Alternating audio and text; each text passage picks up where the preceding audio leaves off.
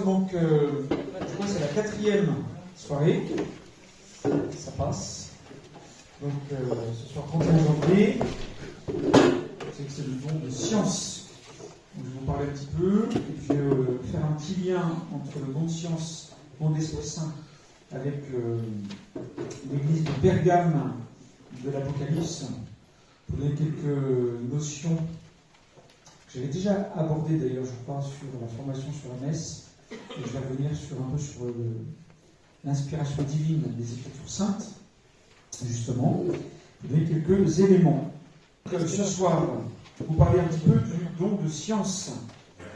C'est le troisième don d'Esprit Saint que nous étudions. Nous avons déjà parlé du don de sagesse, du don d'intelligence, et nous avons parlé ce soir du don de science. Alors, comme je vous l'avais déjà dit, ces trois dons d'Esprit Saint sont parfois assez proches, on peut parfois les confondre. Il y a la délimitation n'est pas complète, il y a des points de se rencontrent entre ces différents dons de l'Esprit Saint.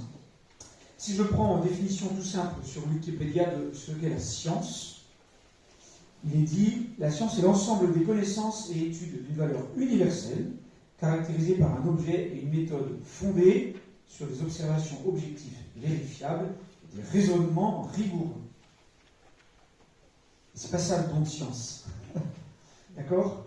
Alors, comme les autres fois, je vous cite un peu le pape François dans sa catéchèse sur le don de l'Esprit Saint, avant de vous donner quelques éléments un peu plus théologiques et en lien avec la vie de saint et de sainte, justement parce que on parle de la science des saints.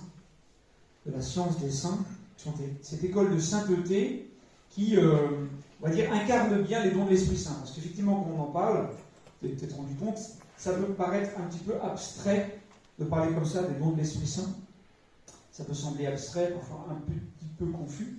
Et justement, c'est à travers la vie de certains saints et saintes de l'Église, dans l'histoire de l'Église, la tradition de l'Église, que certains saints vont vivre davantage, vont incarner davantage l'un ou l'autre don de l'Esprit Saint.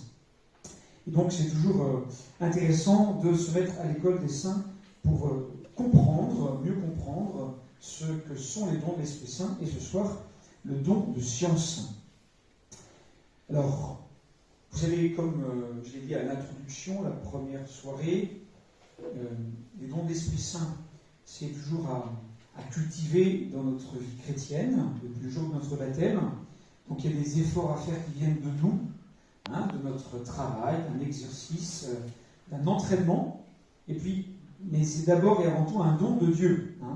Don de l'Esprit Saint, c'est un don de Dieu comme à la Pentecôte, une force venue d'en haut qui vient, cette force de l'Esprit Saint, au jour de la Pentecôte, qui vient remplir le cœur et la vie des apôtres qui avaient peur, qui étaient repliés sur eux. Et c'est bien la force, la puissance de l'Esprit de Dieu, de l'Esprit Saint, qui leur donne la confiance, la foi qui vient de Dieu pour pouvoir annoncer la bonne nouvelle et témoigner en vérité de la résurrection du Christ. Alors d'abord, le don de science, il est là pour être en harmonie avec son Créateur. La première chose, c'est pour être en harmonie avec son Créateur. Donc ce n'est pas la science telle que nous la connaissons de manière commune. Quand on fait des sciences naturelles au collège ou au lycée, ou les sciences physiques, il y a un lien bien entendu, mais ce n'est pas du tout la même chose que nous parlons. Les sciences dans ce sens-là, c'est la découverte des lois qui régissent la nature et l'univers. Des lois scientifiques. Et donc, ce que dit le pape François d'ailleurs par rapport à ça, c'est que la science, le don de science est un don spécial qui nous conduit à saisir, à travers la création, la grandeur et l'amour de Dieu et sa relation profonde avec chaque créature. D'accord ? C'est vraiment ça le don de science. C'est par rapport à la création, qui est l'œuvre de Dieu, qui nous permet de rentrer dans une relation avec le Créateur. Et donc, vous voyez, c'est en lien avec la Genèse. Quand Dieu crée, il a dit que cela était bon. Et quand il a créé l'homme, cela était très bon. Et ça, c'est important.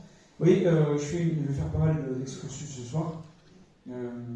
on dit que la théologie de Luther, des protestants, est une théologie pessimiste, dans le sens théologique du terme, il ne faut pas être optimiste ou pessimiste, même s'il y a un lien. Théologie pessimiste parce que, pour les protestants, à partir de Luther, l'homme est tellement blessé par le péché que sa liberté est totalement corrompue et que il ne peut pas du tout choisir les choses de bien. Vous voyez, c'est vraiment très fort. Alors que les catholiques, et notamment le Concile de Trente, l'a réaffirmé, ils ont voulu tenir cet équilibre entre la liberté et la grâce. La grâce est toujours première, vous savez, un primat de la grâce absolue, c'est toujours Dieu d'abord qui donne. Mais l'homme est créé libre par amour, ça va ensemble, par amour de Dieu, l'homme est créé libre. Et si sa liberté est certes viciée, corrompue par le péché, il n'empêche qu'il a quand même cette capacité, par la grâce, de pouvoir répondre à Dieu et de pouvoir coopérer. Ça, c'est très important pour nous. D'où l'importance pour nous de la Vierge Marie et des saints qui montrent un exemple de coopération à l'œuvre de Dieu. Ce qui pour les protestants n'est pas possible. C'est pour ça qu'ils ne veulent pas du culte des saints et qu'ils ne reconnaissent pas, comme nous, l'importance de la Vierge Marie. C'est parce que pour eux, la coopération humaine à l'œuvre de Dieu n'est pas possible. Alors que nous croyons que les hommes, par la grâce de Dieu, peuvent coopérer, collaborer à l'œuvre de Dieu. Voilà. Et par leur liberté. Vous voyez, donc, alors c'est un équilibre très subtil et très compliqué de la liberté et de la grâce. C'est comme la poule et l'œuf. Même si là, vous savez bien que c'est d'abord la grâce, primat de la grâce, qui vient de Dieu, qui est donnée. Et donc, et je reviens à ce que je disais, parce que c'est une discrétion, mais vous voyez que, et ça c'est très important parce que, certes, la nature, la création et l'homme sont blessés par le péché. L'harmonie, il y a une disharmonie, il y a quelque chose qui est cassé, qui est blessé. Mais Dieu a quand même créé ça de manière bonne, c'était bon. Et donc il y a quelque chose qui reste, bien évidemment, de la bonté de Dieu dans la création qui est blessée par le péché. Il y a quelque chose qui reste de bon. Et donc, qu'il faut.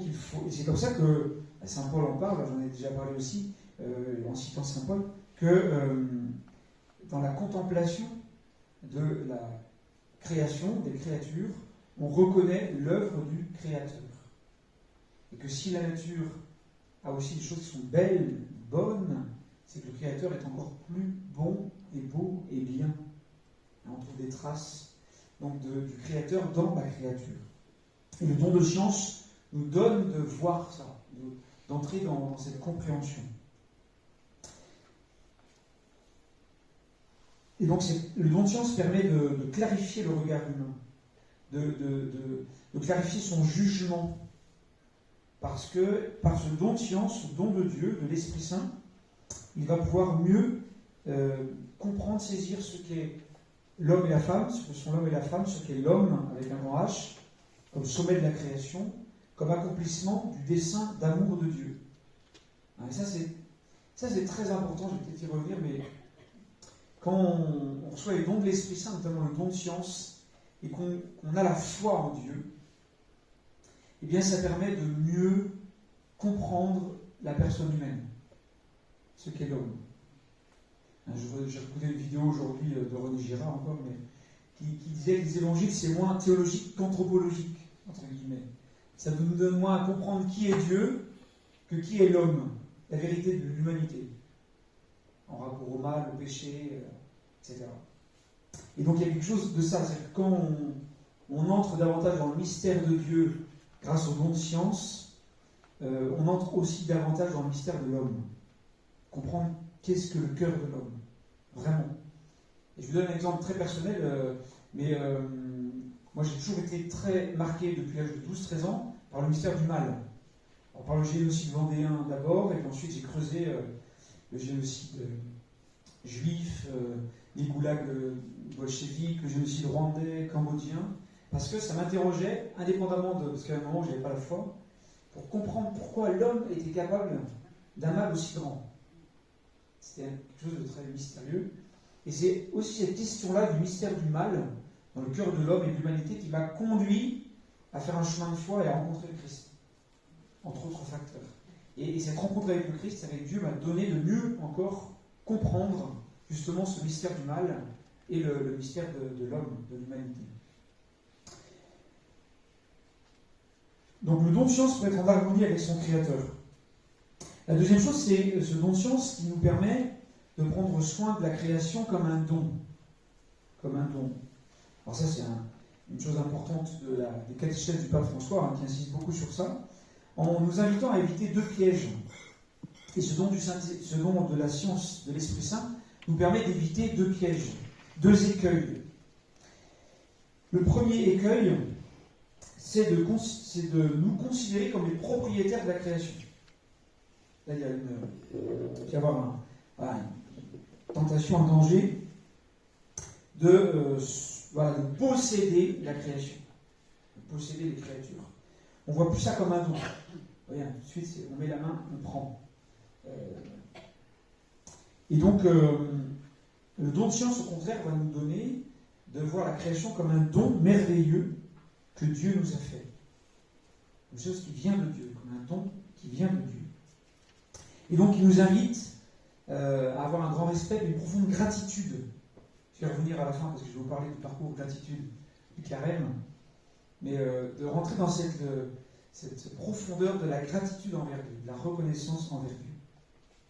Et puis la deuxième erreur, le deuxième écueil que peut nous éviter ce don de science, c'est d'éviter de nous arrêter aux créatures. Le danger, c'est de nous arrêter aux créatures, comme si les créatures pouvaient répondre à nos attentes, pouvaient nous satisfaire, pouvaient nous combler. Seul Dieu peut combler le désir de l'homme, le cœur de l'homme. Et vous voyez, ça c'est la grande... je ne sais pas si vous connaissez les BD, les indices pensables. C'est génial. Les indices pensables. Ils en sont rendus au 11e volume. Brunor qui fait ça, qui est un fils prêtre d'ailleurs dans le musée de Paris. David Rabourdin. Et c'est des BD géniales, et il redonne bien ça en montrant que c'est quand même, on voit bien la révélation de Dieu au petit peuple juif, tout petit, minuscule, impuissant, etc., qui sont les seuls au milieu des grands royaumes égyptiens, mésopotamiens, babyloniens, puis ensuite romains et grecs, à dire que le soleil, la lune, les étoiles, c'est pas des divinités, c'est pas Dieu, ce sont des créatures de Dieu. Alors que toutes les autres civilisations bien disaient que Dieu soleil, déesse lune, déesse étoile, etc. Moi j'ai vécu en Inde, où il y a l'hindouisme, alors c'est très intéressant d'aller en Inde pour essayer de comprendre le monde mythologique du début du christianisme, le monde romain, grec, égyptien, parce qu'en Inde aujourd'hui c'est un polythéisme. On dit qu'il y a 33 millions de dieux environ. Voilà, donc il y a tout ce qu'il faut. Et alors vous allez dans les villes, dans les campagnes, un arbre, un banyan, un énorme arbre, et tout de suite c'est une divinité. On en fait un petit temple. Voilà. Les vaches, les serpents, les singes, les éléphants, les tigres sont des animaux sacrés. Animaux sacrés. Vous avez un temple dans le Rajasthan, il y a 20 000 rats sacrés. Ce sont des réincarnations des enfants d'une déesse. Et oui. 20 000 rats. Oui, il y a des petits reportages des fois pour s'amuser, pour voir. Donc, vous voyez, ces religions mythologiques font que les créatures sont des divinités. Alors que depuis très longtemps, depuis 4000 ans, la religion juive, et puis après avec elle, bien sûr, la religion chrétienne, la même logique dit non, ce sont des créatures. Dieu, il est présent par son Esprit Saint à travers ces créatures, et ces créatures nous renvoient au Créateur. On ne s'arrête pas aux créatures. On ne s'arrête pas aux créatures. Sinon, on en fait des idoles. Et on pense qu'elles peuvent combler nos attentes et les désirs de notre cœur, ce qui n'est pas possible. Dieu seul peut combler notre cœur, puisque nous sommes créés à son image et à sa ressemblance. Nous sommes créés par Dieu et pour Dieu, et c'est l'origine et le but de notre vie, et seul Dieu peut combler les grands désirs d'absolu qui nous habitent, parce que nous sommes créés à son image. Nous sommes créés à l'image de l'absolu. Et seul l'absolu de Dieu, de son amour, peut nous combler. Alors on va essayer de trouver des ersatz, on va essayer de compenser avec mille choses. Alors bien sûr, il y a des drogues très claires, douces ou dures, il y a consommation, et autres mille choses, même le sport, même plein de choses, qu'on s'est poussé pour essayer de combler ces grands désirs, voilà, mais qui demeurent toujours, qui font que le cœur est toujours insatisfait. Toujours plus loin, plus haut, plus fort, on n'arrive pas à combler parce que c'est pas possible. Seul Dieu peut combler notre cœur. Et je fais un petit excursus parce que il ne faut pas qu'un chrétien ne doit pas parler de il faut sauver la planète. Ou parce que vous voyez bien l'importance du pape François par rapport à la création. On ne limite pas ça à l'environnement ou à la planète. On va dire il faut respecter ou sauvegarder la création. Oui, un chrétien, il va parler comme ça. Mais sauver la planète, c'est se prendre pour le sauveur. Et le sauveur, il n'y en a qu'un, c'est le Christ. Et vous voyez, le langage, les mots qu'on peut utiliser disent quelque chose. Ils disent quelque chose. Et justement, on voit bien comment, si on a une situation là aujourd'hui, c'est parce que depuis 200 ans, on est l'ère industrielle, les hommes, par soif d'argent, de domination de la nature, ont commencé à produire, et les pesticides, etc., pour plus produire, mais on se rend compte qu'on détruit la nature. Alors, en ce moment, on fait la même chose avec la nature humaine. Voilà. Alors là, c'est le discours passe moins. Et quand on parle de l'écologie intégrale et quand on voit la cohérence de l'ensemble, c'est avec ça comme argument pour en parler. Il y a quelques écolos qui sont cohérents. Et je ne dirais pas toujours, donc, mais un José Bové, par exemple, d'une certaine manière, ou un Yann Arthus Bertrand, c'est assez intéressant parce que ils sont un peu bousculés par le discours de l'Église et cette écologie intégrale, ils se rendent compte qu'en fait, c'est logique, c'est cohérent. Et si on prend soin de toute la création, on prend soin aussi de toute la nature humaine, tout l'homme et tous les hommes. Et que ça va ensemble. On s'en rendra compte, j'espère que ça ne sera pas trop tard, mais on verra. Voilà. Et d'ailleurs, nos frères orthodoxes, notamment orthodoxes russes, je pense, Solzhenitsyn, Dominique pour en parler mieux que moi, mais ils ont les orthodoxes, une conception de l'harmonie de la nature, du respect de la création, dans leur théologie, dans leur tradition depuis très longtemps, beaucoup plus forte que chez nous. Ça, c'est une des forces je trouve moi, de la foi orthodoxe, et je pense que c'est dû notamment à la puissance de leur liturgie, qui est très incarnée. Les icônes, l'encens, les bougies, la lumière, l'obscurité, etc. Leur liturgie est très très incarnée. Très longue et très incarnée.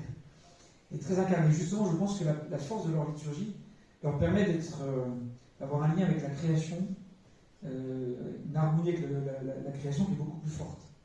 Il y a un saint Séraphine de Sarov au XIXe siècle, un peu comme saint François d'Assise d'ailleurs, qui avec le loup de Gubbio et les oiseaux, un saint Séraphine de Sarov parlait des ours.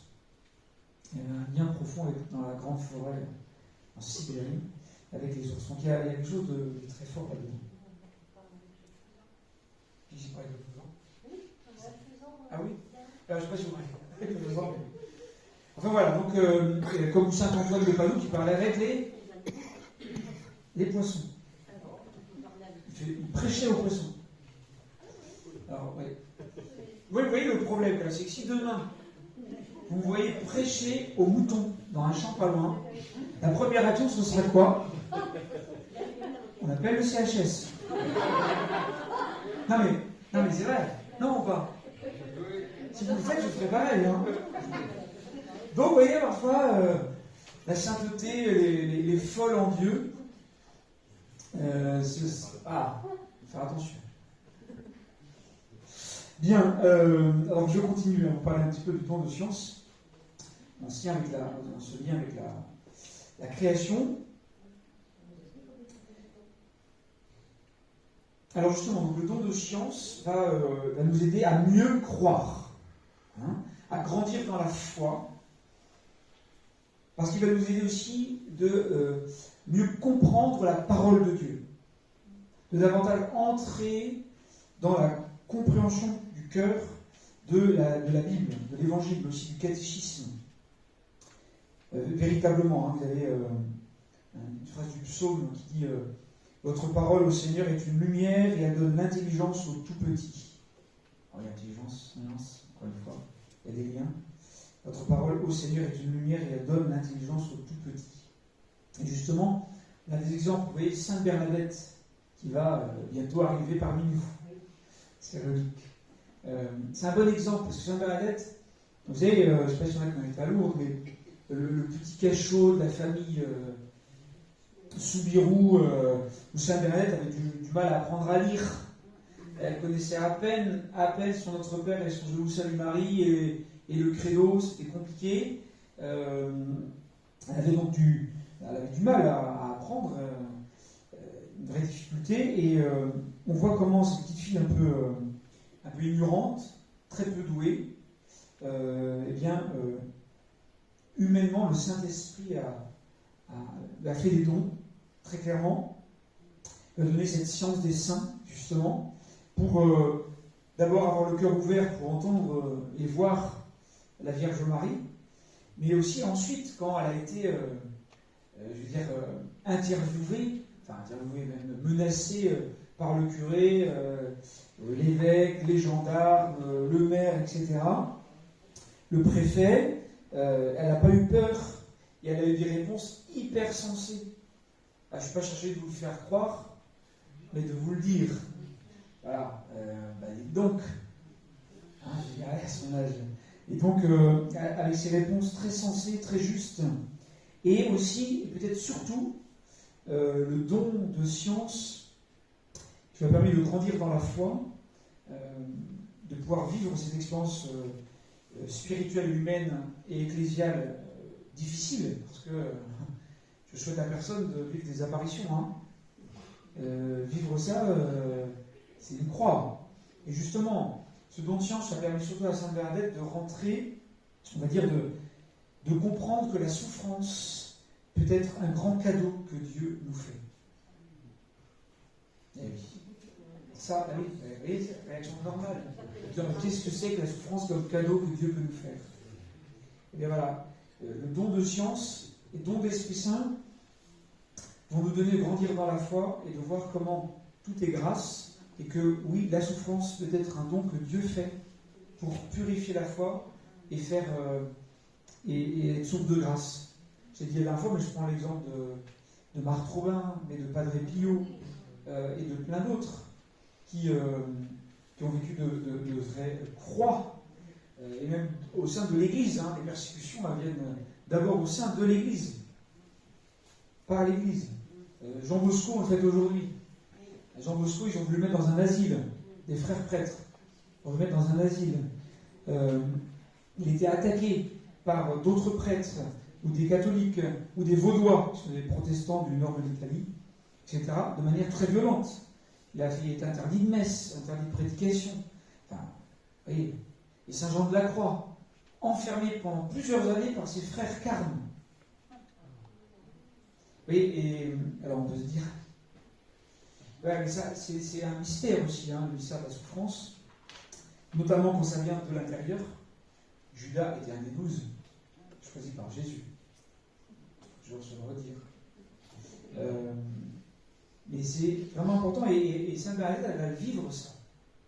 Parce que jusqu'à sa mort, elle va accepter joyeusement la souffrance, les maladies, les humiliations de ses sœurs au couvent de Nevers. Elle a été profondément humiliée, moquée, mise à l'écart, isolée. Et Sainte Bernadette, elle est devenue sainte, non pas parce qu'elle a vu la Vierge Marie, c'est parce qu'elle a vécu sa sainteté, notamment au couvent. Mélanie et Maximin qui ont vu Notre-Dame de la Salette ne sont pas canonisés. Ils auraient du mal parce qu'ils ont un peu dévié. Mais vous voyez, on n'est pas saint parce qu'on a une apparition. Justement, malheureusement, très souvent, beaucoup de gens reçoivent des grâces incroyables de Dieu et la majorité les détournent à leur profit. Et ils détournent des grâces de Dieu. Ça, le détournement de dons divins. On a un procès plus tard. vous voyez, Sainte Bernadette, elle est vraiment, grâce au don de l'Esprit Saint et au don de science, elle a pu rentrer dans ce mystère-là. Et elle disait simplement, elle veut peut-être que je souffre, disait Sainte Bernadette, elle veut peut-être que je souffre. Pour offrir. Oh, je pourrais pas vous dire, je crois que c'est 15, je crois. On ne va pas parler des apparitions de l'autre, je parle mais sinon ça ne sort pas. Il faudra revenir justement pour les reliques bientôt. Mais vous voyez, elle qu'on appelait la sotte, l'ignorante, Bernadette, eh bien, elle va vivre cette science des saints à travers aussi le don de sa vie comme religieuse et de ses souffrances pour pouvoir témoigner que l'amour de Dieu est plus grand que tout ça, que la grâce divine surpasse, sublime tout ça. Christine. J'ai du mal, moi, à imaginer Dieu et Marie envoyant du mal sur terre. Alors, c'est pas envoyer du mal sur terre. Non. On leur envoie des épreuves. Non. Non, mais une épreuve, c'est autre chose. Là, Dieu ne veut pas le mal, mais Dieu peut se servir du mal qui est présent par le péché qui est entré dans le monde. Est-ce que je peux répondre? Ce sera plus simple si vous voulez répondre. Après, vous me direz si ça vous convient ou pas. Dieu ne veut pas le mal. Par contre, comme tout est grâce, il peut se servir d'un mal pour un bien plus grand. Ah, mais c'est ça. Et à partir du moment où, comme nous sommes marqués par le péché, par le mal, eh bien, inévitablement, aimer et se donner est source de souffrance. Ça ne peut pas être autrement. Source de souffrance. Et c'est source de grâce de manière mystérieuse qui nous dépasse, qu'on ne pourra pas tout comprendre. Mais voilà. Et encore une fois, c'est le Christ, la souffrance, la passion du Christ. S'il y en a un qui a souffert parce qu'il a aimé et s'est donné, c'est le Christ, qui est le saint, source de sainteté par excellence. Ça va à peu près? Mais de toute façon, c'est une question compliquée.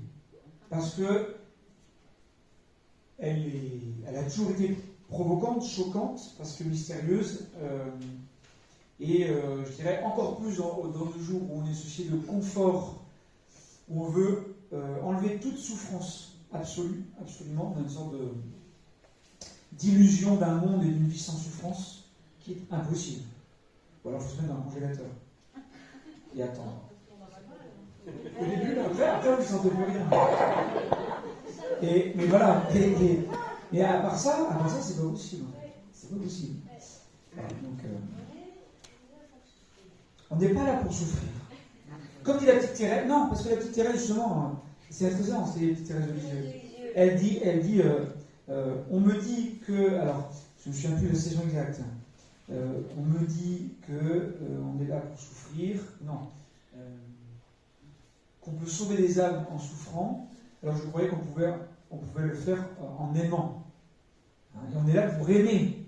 Et l'amour implique inévitablement, si on aime vraiment, de souffrir. Mais on ne cherche pas à souffrir, on cherche à aimer. La souffrance est une conséquence de nos limites, du mystère du mal et du péché dans notre vie. Et ce qu'on veut, c'est aimer. D'accord? C'est ça. Parce que sinon, on tombe dans le jansénisme. Et le jansénisme, il y a plusieurs dérives dans l'Église catholique qui ont été condamnées par l'Église, parce que justement, il y avait un côté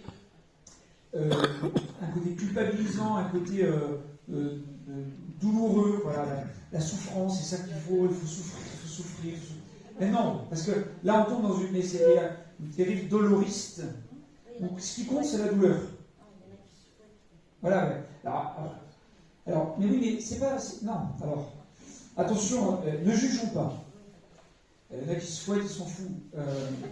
Non, mais de fait, la première raison, c'est de dire la mortification, mais il y en a, ils le font dans le but de se faire mal pour se faire mal. Effectivement, c'est pas chrétien du tout.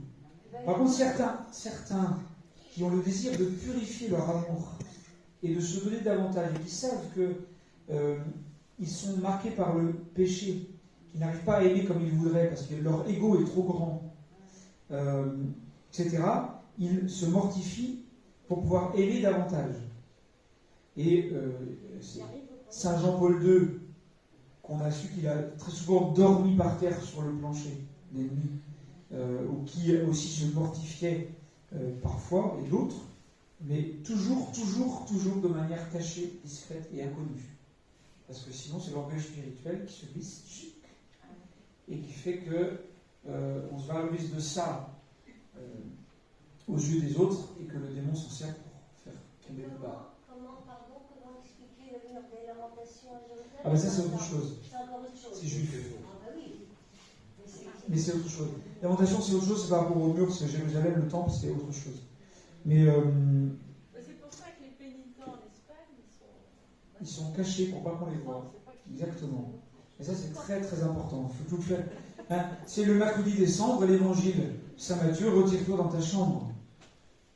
Et quand tu jeûnes, quand tu fais l'aumône, quand tu jeûnes, l'aumône, tu pries, il faut aussi, alors ça dépend de la situation, mais d'abord et surtout le faire de manière discrète, humble. Parce que sinon, le risque, c'est l'orgueil spirituel. Alors je continue parce que j'avais dit que je ferais comment en fait. Voilà. Alors, donc le don de science, on l'a dit, hein, c'est la science des saints, véritablement, avec l'exemple Saint Bernadette, on a dit Saint Jean Bosco et d'autres. Et c'est ce qui va faire que d'instinct, presque de manière naturelle, mais c'est pas juste parce que ça vient du nom de l'Esprit Saint, mais que d'instinct, on va chercher Dieu en toutes choses. On va essayer de voir comment Dieu nous parle, comment il est présent en toutes choses. Qu'on fait l'expérience que tout est grâce, justement. Que toute expérience, toute rencontre, tout événement va être l'occasion pour Dieu de faire grandir. Que Dieu est présent, qu'il peut se servir de tout, vraiment. Et donc, que dans la création, on va trouver partout, voilà, comme on dit, des traces et des vestiges, voilà, de la présence de Dieu. Des rayons épars de sa beauté, de sa bonté, que tout peut être signe de Dieu. Toute chose peut être signe de Dieu. Et vous voyez, je ne sais pas si vous connaissez Éloi Leclerc, qui est un franciscain, qui est le frère d'Édouard Leclerc des magasins Leclerc, mais lui, il n'était pas intéressé par l'argent, mais plutôt par le Seigneur Jésus.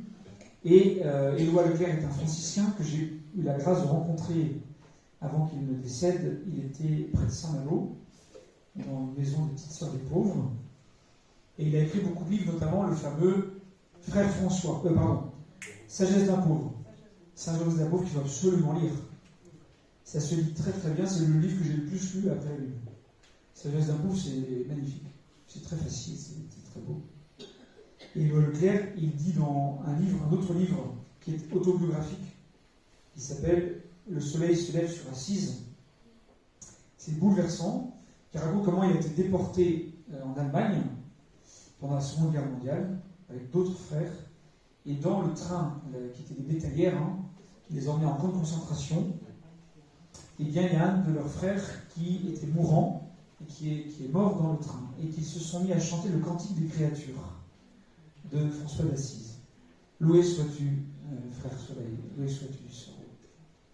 Et c'est très beau parce que il montre qu'au milieu de l'enfer,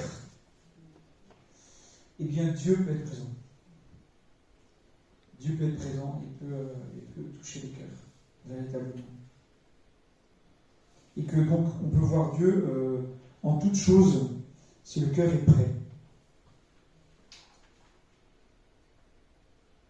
Et l'autre chose qui va nous permettre le don de science, c'est justement en même temps, la première chose, c'est de voir Dieu en toute chose qui peut servir de tout. Et la deuxième chose, qui est un peu le paradoxe, un peu l'opposé de ça, c'est que on va éprouver justement la distance infinie, l'abîme, l'abysse qui nous sépare du Créateur.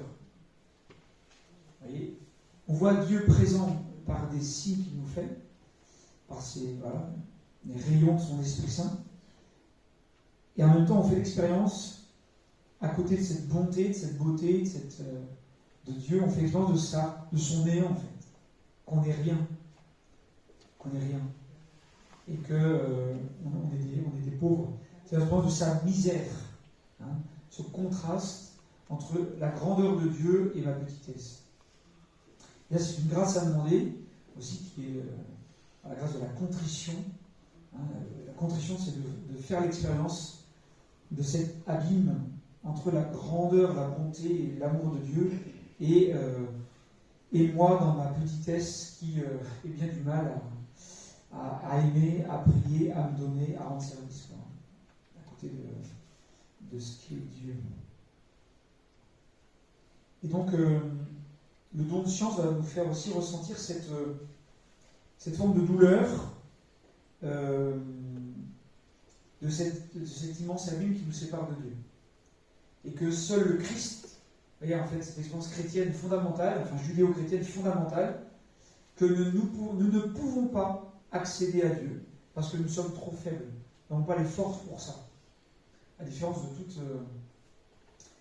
le bouddhisme et l'hindouisme est très comme ça, c'est-à-dire que par la maîtrise du corps absolu, de sa pensée, par la méditation, etc., on va pouvoir accéder au divin. Et nous, chrétiens, non. On peut s'entraîner par la mortification, la prière, etc., pour être disponible, mais seul Dieu se donne. Et c'est le Christ qui se donne à nous. C'est lui qui vient à nous. Nous ne pouvons pas accéder à Dieu. Il n'y a que le Christ qui nous permet de nous unir à Dieu, qui fait ce lien entre Dieu et nous. Et nous, il nous faut ça, la prière, les mortifications, etc., les humiliations et d'autres, c'est pour nous aider à être disponibles et accueillants, réceptifs à Dieu qui se donne à nous. Et donc, c'est important par ce don de science, justement, d'avoir cette conscience de notre réalité humaine, notre pauvreté humaine, pour accueillir la présence de Dieu.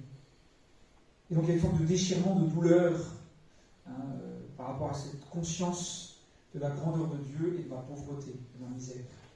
Et la béatitude qui va avec le don de science, c'est « Bienheureux ceux qui pleurent, car ils seront consolés ». Bienheureux ceux qui pleurent, car ils seront consolés. Voilà. Dieu seul console en vérité le cœur de l'homme misérable, pauvre, qui ne peut rien faire sans lui. Sans moi, vous ne pouvez rien faire, dit Jésus. Sans moi, vous ne pouvez rien faire. Donc, on ne peut rien faire de bon, de bien, sans la grâce de Dieu, sans le Christ. Bienheureux ceux qui pleurent, car ils seront consolés.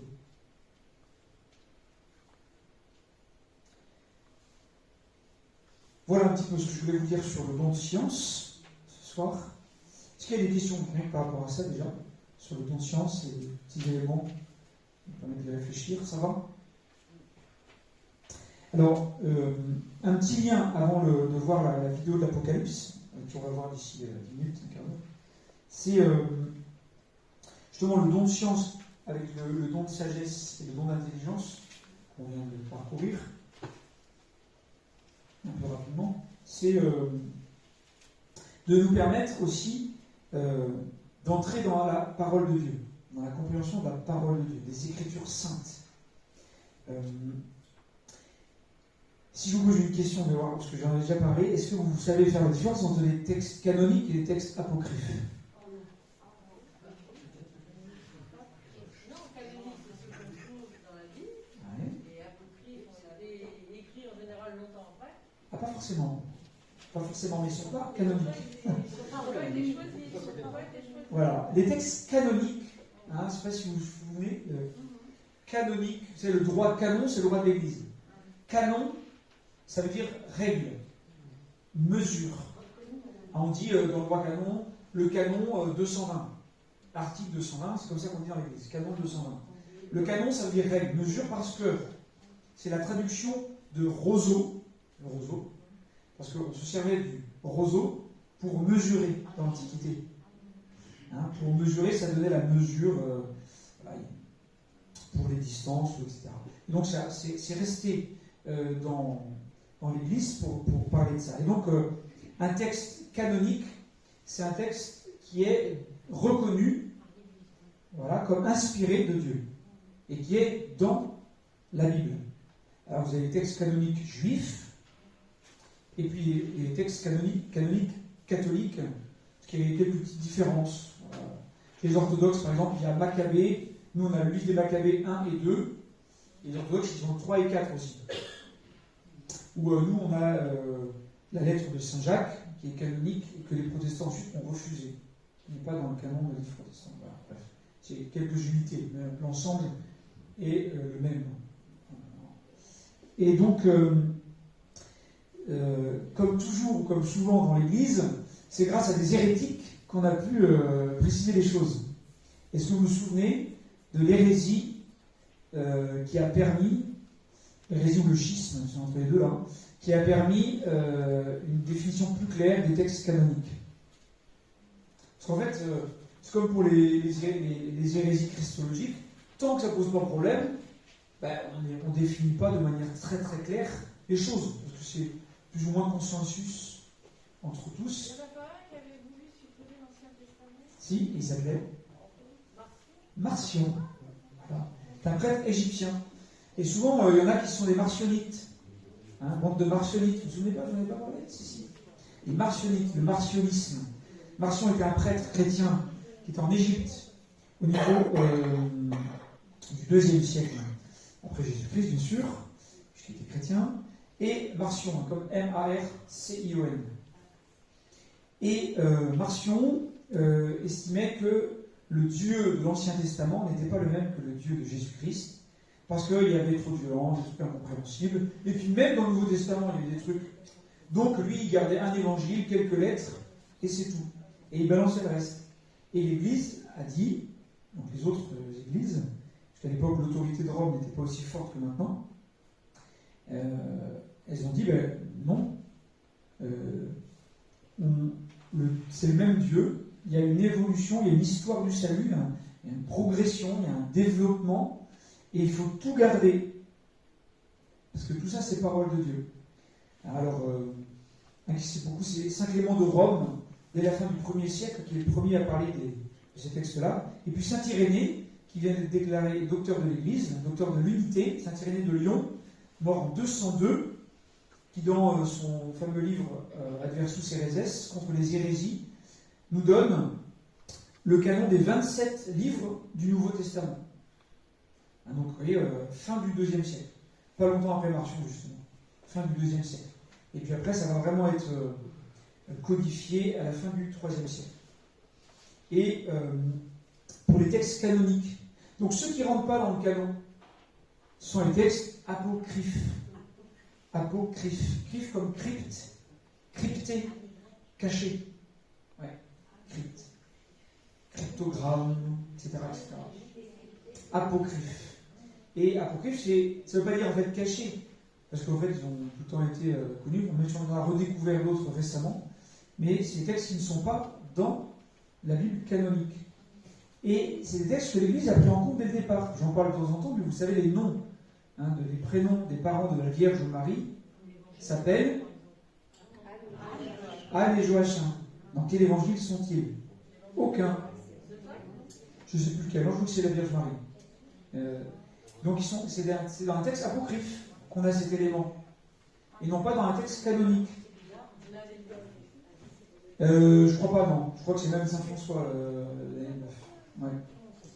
Mais c'est pour dire que l'Église a pris des éléments, la présentation de la Vierge Marie au Temple, même chose, c'est pas dans les évangiles, c'est pas dans la Bible canonique, mais dès le départ, l'Église, la tradition de l'Église a accueilli cela comme un enrichissement pour mieux comprendre, mieux entrer dans le mystère. Et puis il y a d'autres éléments qui étaient plus étranges ou postérieurs et qui ont été mis de côté parce que pouvant être intéressants, mais non, voilà.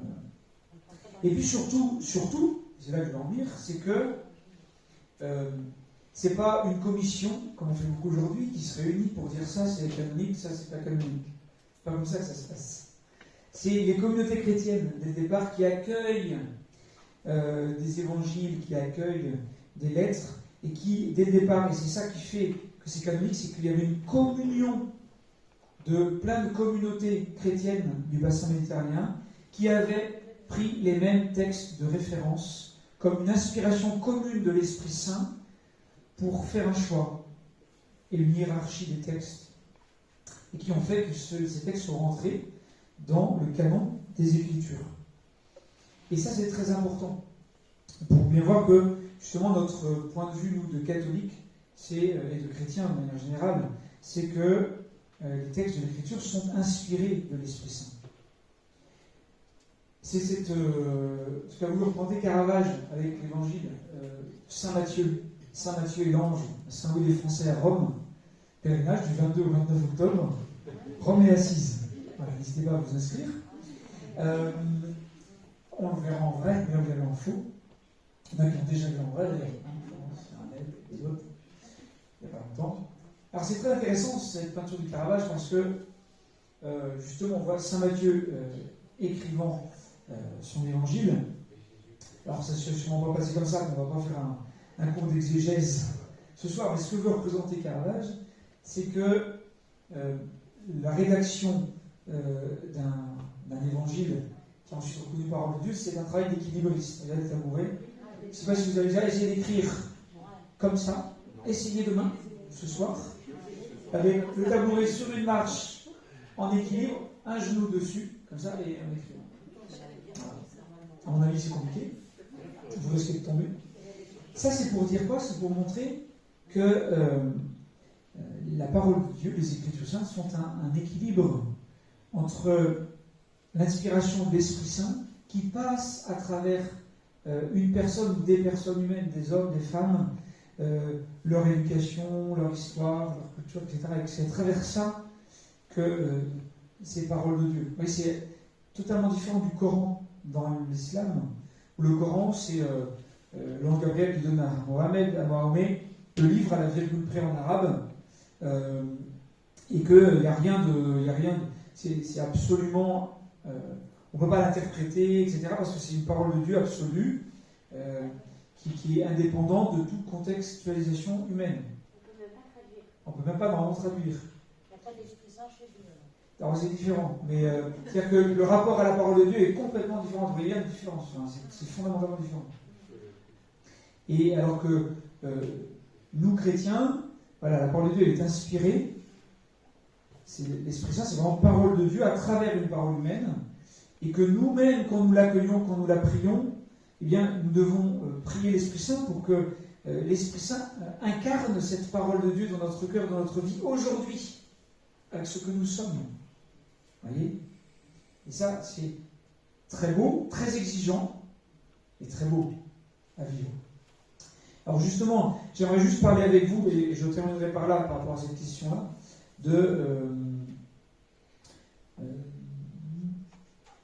dans ce que dit le Concile Vatican II dans la Constitution Dei Verbum, marche plus?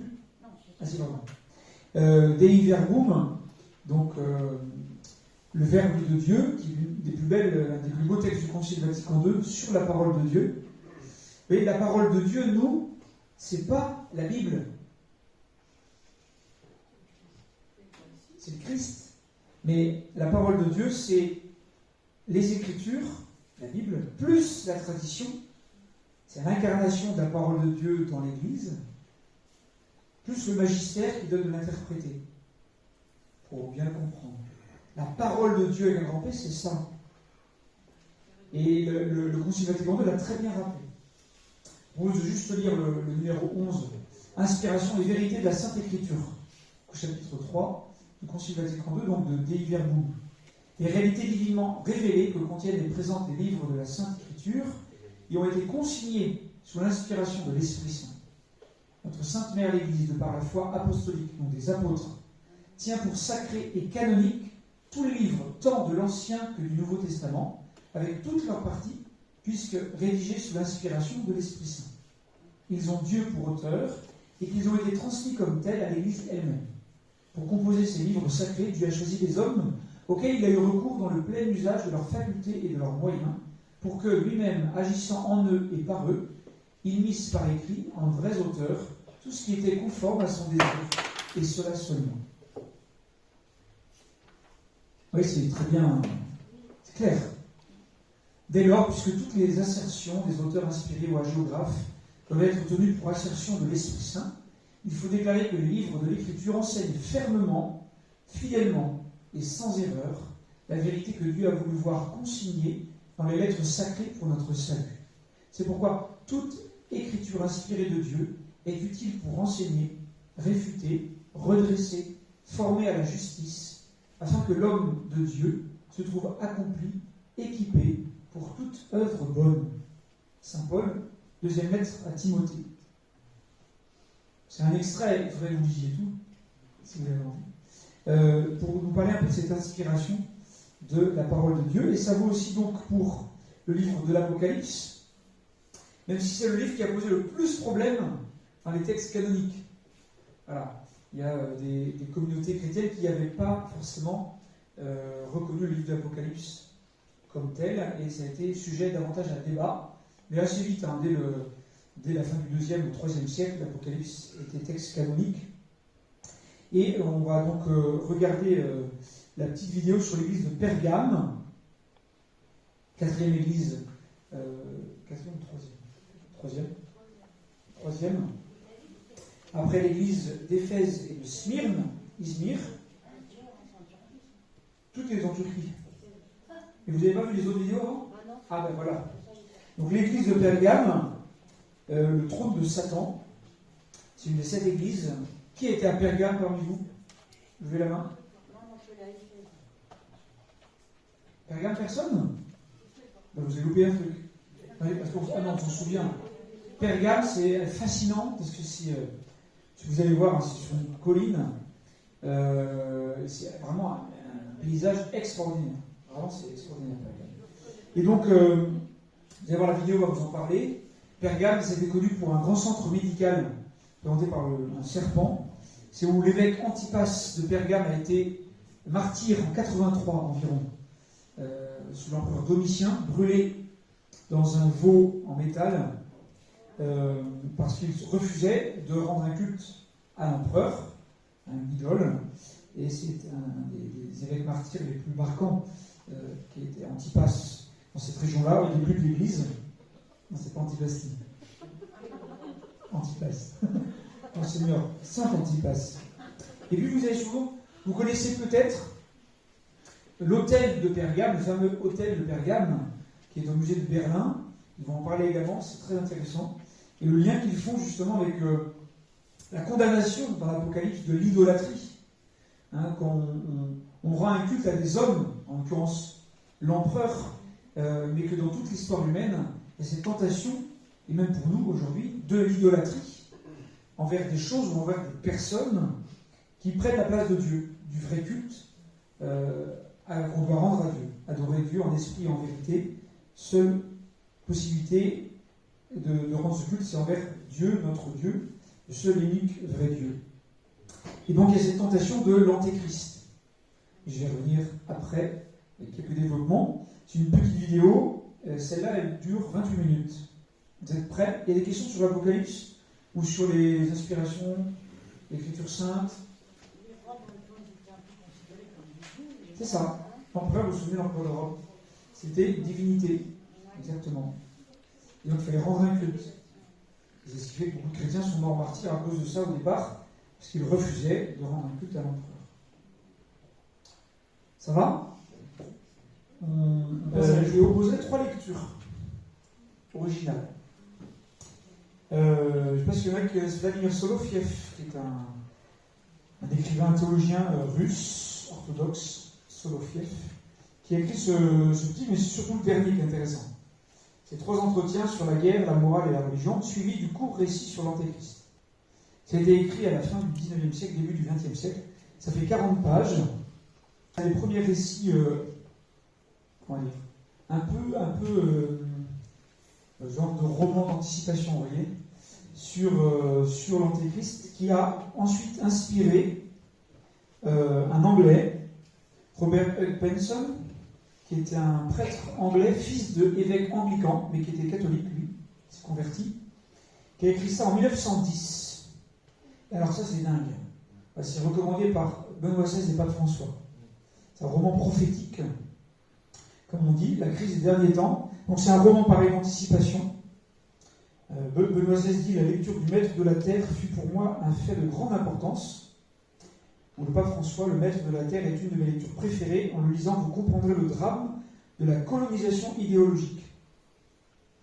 Et c'est fou d'avoir écrit ça en 1910. Quand vous lisez ça, vous dites, c'est incroyable. Moi j'ai lu ça il y a 4-5 ans, et il m'a beaucoup marqué. Et puis ensuite il y a eu, alors par contre je ne l'ai pas parce que je l'ai prêté, mais j'ai juste l'auteur, ça c'est donc Michael O'Brien, c'est un Canadien catholique qui a écrit le Père Elijah. Et là c'est la librairie Sophia avant Père Elijah. Alors j'ai moins aimé celui-là, mais c'est un livre qui après précède l'histoire. Mais c'est surtout le Père Elijah qui est intéressant, en 2 parties. Père Elijah, une apocalypse, première partie, la plus intéressante, et Père Elijah à Jérusalem, la deuxième. Pareil, c'est des romans d'anticipation, mais alors c'est vraiment, ça c'est remarquable. C'est très profond spirituellement, c'est très juste, on s'ennuie pas, c'est une forme de thriller en plus. C'est un bon roman où on apprend des choses, et puis parce que c'est pas que des romans, justement, c'est des romans d'anticipation profondément chrétiens, profondément spirituels, qui parle de l'antéchrist, justement.